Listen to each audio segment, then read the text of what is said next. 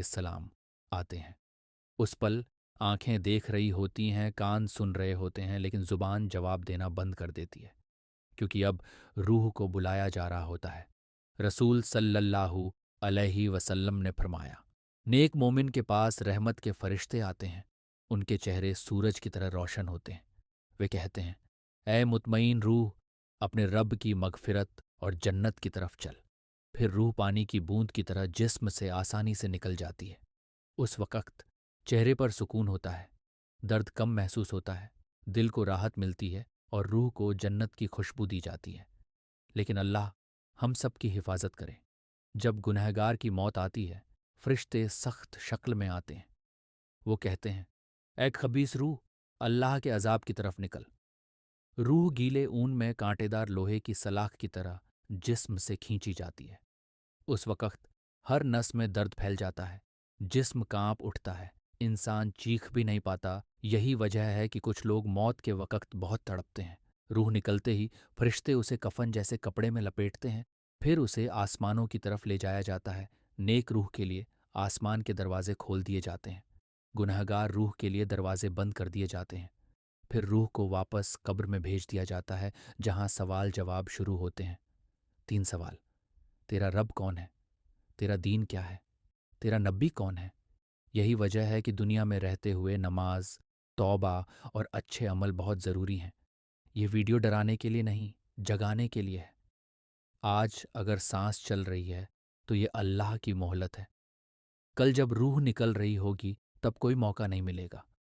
आइए जानते हैं कि कब्र की पहली रात कैसी होगी। जब जनाजा उठाया जाता है तो रूह साथ साथ चलती है। जब इंसान को कब्र में उतारा जाता है, रिश्तेदार मिट्टी डालते हैं, आखिरी दुआ पड़ी जाती है और सब लौट जाते हैं। रसूल सल्लल्लाहु अलैहि वसल्लम ने फरमाया, मैयत कब्र में अपने लोगों के कदमों की आहट सुनती है, लेकिन थोड़ी देर बाद खामोशी, ऐसी खामोशी जो रूह तक कांप देती है। ये रात दुनिया से आखिरत का पहला दरवाज़ा है, हिसाब की शुरुआत है और अकेलेपन की इंतहा है। यहाँ ना माँ काम आती है, ना औलाद, ना दोस्त, सिर्फ अमल। कुछ ही देर में 2 फरिश्ते आते हैं, मुनकर और नकीर। उनकी आवाज़ गरजदार होती है, आंखें बिजली जैसी, और सवाल सीधे दिल पर पड़ते हैं। 3 सवाल। तेरा रब कौन है?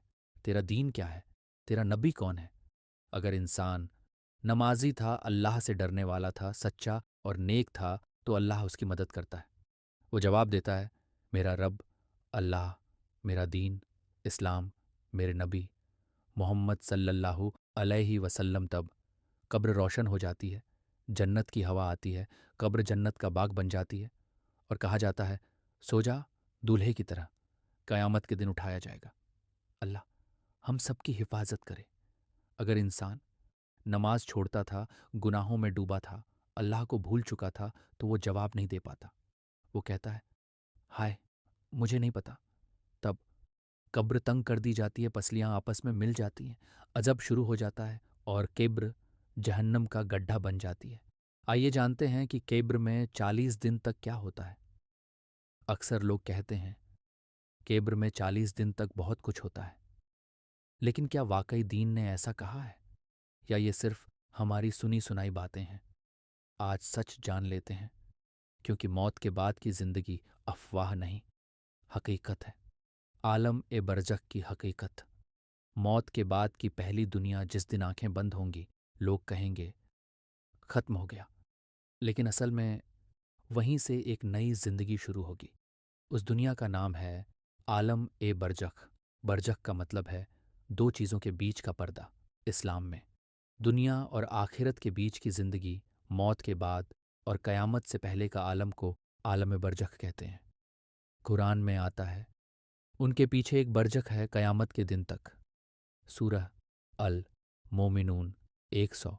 रूह निकलते ही, जैसे ही इंसान की मौत होती है, दुनिया से रिश्ता टूट जाता है, बरज़ख की जिंदगी शुरू हो जाती है। कब्र बरज़ख का दरवाज़ा है। हर बरज़ख कब्र में नहीं होता, लेकिन हर कब्र बरज़ख से जुड़ी होती है। चाहे इंसान जल गया हो, डूब गया हो, जानवर खा गए हों, रूह बरज़ख में रहती है और वहाँ नेकी या बदी का एहसास होता है। अगर इंसान ईमान वाला था, नमाजी था, सच्चा और सब्र वाला था, तो बरज़ख उसके लिए जन्नत का बाग बन जाता है, रोशनी और सुकून मिलता है। जन्नत की हवा और खुशबू आती है। हदीस में आता है, कब्र जन्नत के बागों में से एक बाग बन जाती है। अल्लाह हम सबकी हिफाजत करे। जो अल्लाह को भूल गया, नमाज छोड़ दी, गुनाहों में डूबा रहा, उसके लिए बरजख, तंगी, डर, अजाब हदीस में आता है।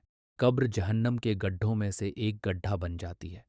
बरजख में रूह क्या करती है? नेक रूहें सुकून में रहती हैं, उन्हें अपने अमल का फल मिलता है।